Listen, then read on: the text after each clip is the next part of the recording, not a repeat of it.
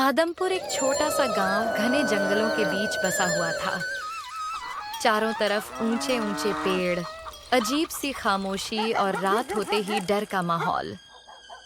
गांव के लोग बहुत ही दयालु थे, लेकिन उनके दिल में एक डर हमेशा जिंदा रहता था, एक श्रापित चुड़ैल का डर। गांव के बुजुर्ग अक्सर कहते थे, एक दिन वो चुड़ैल जरूर वापस आएगी, अपना अधूरा काम पूरा करने। इसी गांव में कोमल और उसका छोटा सा परिवार रहता था। कोमल का चाउमीन का एक छोटा सा ठेला था। उसकी चाउमीन स्वाद में बहुत अच्छी थी, लेकिन उसके पास ही शंकर का ठेला भी था, जो सिर्फ 10 रुपए में चाउमीन बेचता था। कोमल अपना ठेला समेट कर घर लौट रही थी। रास्ता जंगल के बीच से जाता था और अंधेरा तेजी से फैल रहा था। तभी उसकी नजर एक अजनबी लड़की पर पड़ी, जो अकेली खड़ी थी। कोमल ने पास जाकर कहा, अरे बहन, रात होने वाली है, यहाँ क्या कर रही हो? जल्दी घर जाओ। मैं इस गांव में नई आई हूँ, मेरा यहाँ कोई घर नहीं है। कोमल कुछ पल के लिए सोच में पड़ गई। चलो, आज की रात मेरे घर रुक जाओ। ऐसे अंधेरे में बाहर रहना ठीक नहीं है। कोमल उसे अपने घर ले आई। अगली सुबह जैसे ही कोमल की आंख खुली, उसने सबसे पहले इधर उधर नजर दौड़ाई, लेकिन वो अनजान लड़की कहीं दिखाई नहीं दी। कमरे में सन्नाटा था। सुनो जी, वो लड़की कहाँ गई जो कल रात मेरे साथ आई थी? कौन लड़की? तुम तो कल अकेली ही आई थी। कोमल चौंक गई। अरे कैसी बातें कर रहे हो? मेरे साथ एक लड़की थी, मैंने उसे घर में ही सुलाया था। नहीं कोमल, मैंने तो किसी को नहीं देखा। शायद मैं सो गया होऊंगा, या फिर तुम्हें कोई गलतफहमी हुई है। कोमल कुछ पल के लिए चुप हो गई। उसे भी अजीब लग रहा था, लेकिन उसने बात को ज्यादा तवज्जो नहीं दी। छोड़ो, मुझे ठेला लगाना है। इतना कहकर वो निकल पड़ी। गांव के चौक पर जैसे ही कोमल ने अपना चाउमीन का ठेला लगाया, 2 ग्राहक आ गए। कोमल बहन, 2 प्लेट बढ़िया स्पाइसी चाउमीन लगा दो। कोमल ने जल्दी जल्दी चाउमीन बनाकर दे दी। दोनों खाने लगे। तभी अचानक एक ग्राहक चिल्लाया। अरे ये क्या है? उसने अपनी प्लेट नीचे फेंक दी। प्लेट में एक मरी हुई छिपकली पड़ी थी। कोमल, अब तुम चाउमीन के साथ छिपकली भी देने लगी हो? भैया जी, मुझे नहीं पता ये कैसे आया। मैंने तो साफ सुथरा बनाया था। हमें नहीं खानी तुम्हारी गंदी चाउमीन। दोनों गुस्से में वहां से चले गए। थोड़ी ही देर में ये बात पूरे गांव में फैल गई। लोग आपस में बातें करने लगे। उस दिन ठेले पर एक भी ग्राहक नहीं आया। तभी अचानक रतन का दोस्त हांफता हुआ वहां पहुंचा। भाभी जी, जल्दी चलो, रतन गिर गया है, उसे अस्पताल ले गए। ये सुनते ही कोमल के पैरों तले जमीन खिसक गई। वो बिना कुछ सोचे उसके साथ दौड़ पड़ी। दोनों जल्दी से अस्पताल पहुंचे। रतन बेड पर लेटा था, कमजोर और दर्द में। ये क्या हो गया जी? कैसे गिरे आप? पता नहीं, मैं काम कर रहा था। अचानक लगा जैसे किसी ने मुझे जोर से पीछे खींच लिया और मैं गिर पड़ा। अब कोमल के मन में डर और सवाल दोनों बढ़ते जा रहे थे। गांव में अब अजीब घटनाएं तेजी से बढ़ने लगी थीं। हर दिन कहीं ना कहीं हादसा होता, लेकिन सबसे डरावनी बात ये थी कि हर हादसे में सिर्फ पुरुष ही घायल हो रहे थे। गांव के सारे बुजुर्ग घबराकर मुखिया जी के पास पहुंचे। मुखिया जी, हमें लगता है कि वो वापस आ चुकी है। काका, ये सब अंधविश्वास है। चुड़ैल वुड़ैल कुछ नहीं होता, ये सब मनगढ़ंत कहानियां हैं।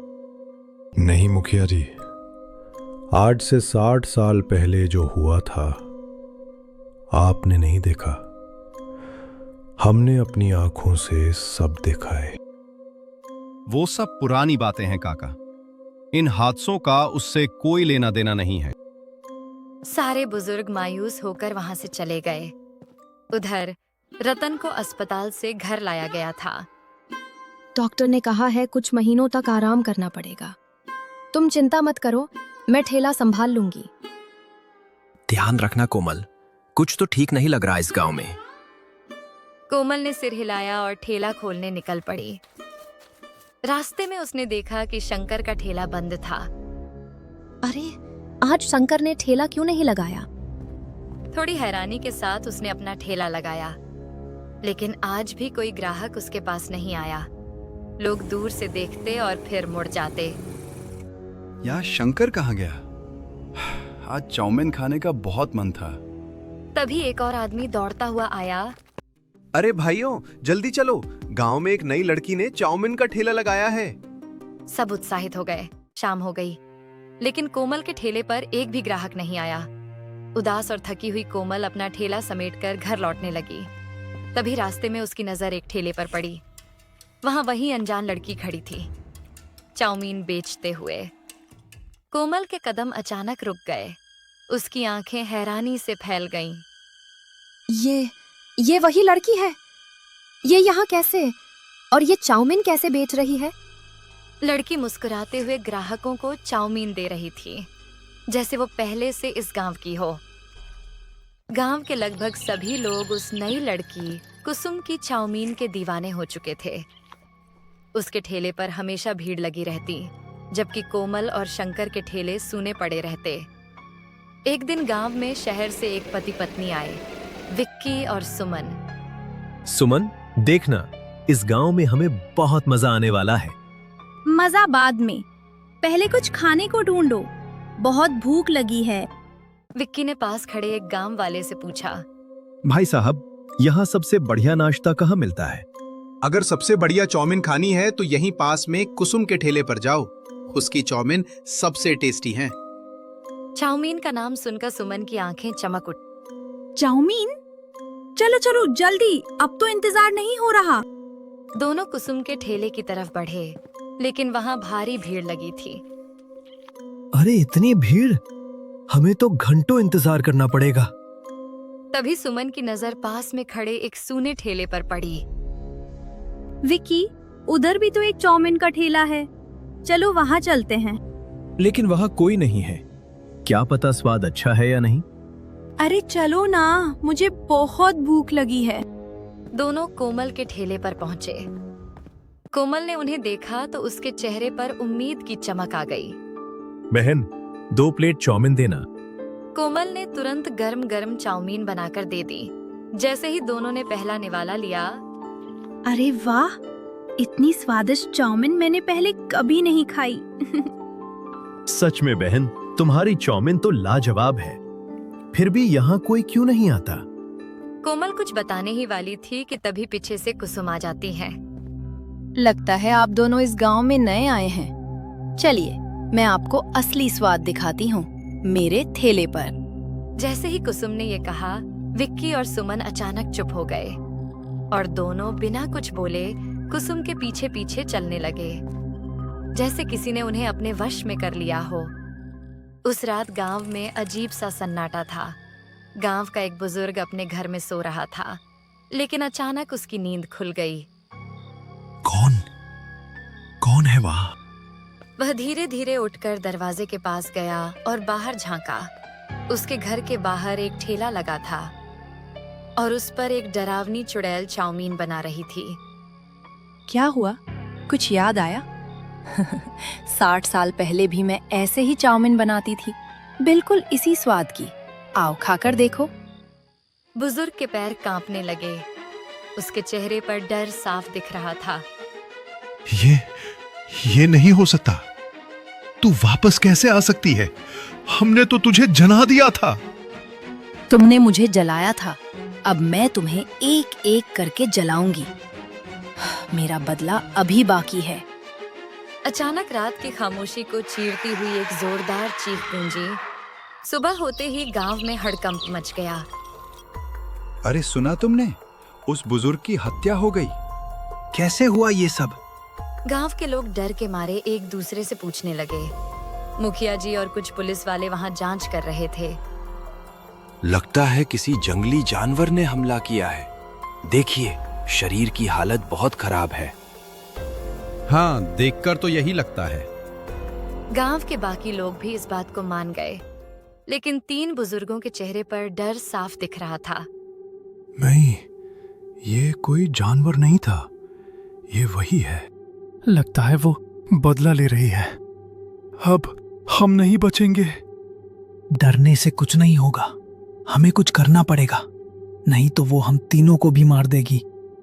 तीनों तुरंत गांव के बाहर रहने वाले एक तांत्रिक बाबा के पास पहुंचे।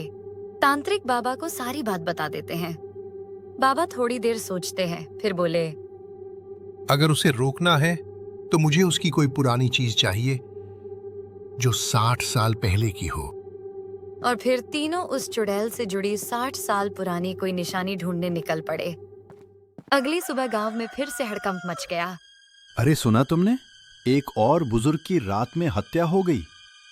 अब तो ये कोई साधारण बात नहीं रही। अब सिर्फ 2 बुजुर्ग बचे थे और दोनों के चेहरे पर साफ डर दिखाई दे रहा था। आज किसी भी हालत में हमें उसकी कोई चीज ढूंढनी ही पड़ेगी, नहीं तो अगली बारी हमारी है। अरे, उसका पुराना ठेला जो 60 साल पहले जलाया गया था, उसका कोई टुकड़ा मिल जाए तो। दोनों तुरंत ठेले का एक टुकड़ा लेकर बाबा के पास जाते हैं। बाबा टुकड़े को लेकर कुछ मंत्रों का जाप शुरू करते हैं। उधर कुसुम की शक्तियां धीरे धीरे कमजोर होने लगीं और वो अनजाने में तांत्रिक की तरफ खींचने लगी। तभी उसकी नजर कोमल के घर पर पड़ी। वो तेजी से वहां पहुंची। अंदर जाते ही कुसुम चुड़ैल के रूप में आ जाती है। कोमल और रत्न उसे देखकर डर गए। डरो मत, मैं तुम्हें नुकसान पहुंचाने नहीं आई हूँ। मैं सिर्फ अपना बदला लेने आई हूँ उन 4 लोगों से। कौन लोग और कैसा बदला? मैं भी कभी तुम्हारी तरह चाउमीन का ठेला लगाती थी। हाँ, लेकिन गांव के उन 4 लोगों ने मेरे साथ गलत किया और मुझे जला दिया। तो वो 2 हत्याएं तुमने ही की हैं? हाँ, और 2 अभी बाकी हैं, लेकिन अब वो तांत्रिक के मंत्रों से मुझे काबू करने की कोशिश कर रहे हैं। क्या तुम मेरी मदद कर सकती हो? मैं क्या कर सकती हूँ? बस मुझे कुछ समय के लिए तुम्हारे शरीर में आने दो। मैं अपना बदला पूरा कर लूंगी और फिर तुम्हें छोड़ दूंगी। कुछ पल की खामोशी के बाद, ठीक है, मैं तैयार हूँ। अगले ही पल एक ठंडी हवा का झोंका आया और चुड़ैल की आत्मा कोमल के शरीर में समा गई। कोमल अब उस जगह पहुंच चुकी थी जहां तांत्रिक बाबा और बाकी 2 बुजुर्ग खड़े थे। जैसे ही तांत्रिक की नजर कोमल पर पड़ी, उसके चेहरे का रंग उड़ गया। ये क्या? चुड़ैल ने चाल चल दी है, वो किसी और के शरीर में घुस गई है। अब मैं कुछ नहीं कर सकता। इतना कहकर तांत्रिक वहां से भाग गया। कोमल धीरे धीरे उन दोनों बुजुर्गों के पास गई और बोली, जो तुम लोगों ने 60 साल पहले किया था, उसकी सजा तुम्हें आज मिलेगी। अचानक जंगल में भयानक चीखें गूंज उठीं। कुछ ही देर में सब शांत हो गया। थोड़ी देर बाद कोमल अपने घर लौट आई। जैसे ही वो अंदर आई, उसके शरीर से एक काली परछाई बाहर निकली। वहीं चुड़ैल। कोमल, रतन, आप दोनों का बहुत बहुत धन्यवाद। आपने मुझे मेरा बदला लेने में मदद की। अब मुझे मुक्ति मिल गई है। और हाँ, जाते जाते मैं तुम दोनों को एक तोहफा देना चाहती हूँ। कैसा तोहफा? वो तुम्हें कल पता चल जाएगा।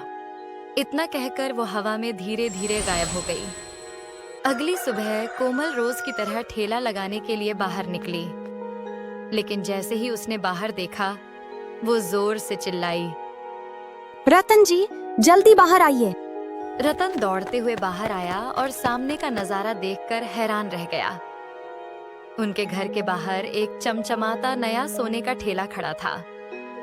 रतन मुस्कुराते हुए बोला, लगता है ये उसी का तोहफा है।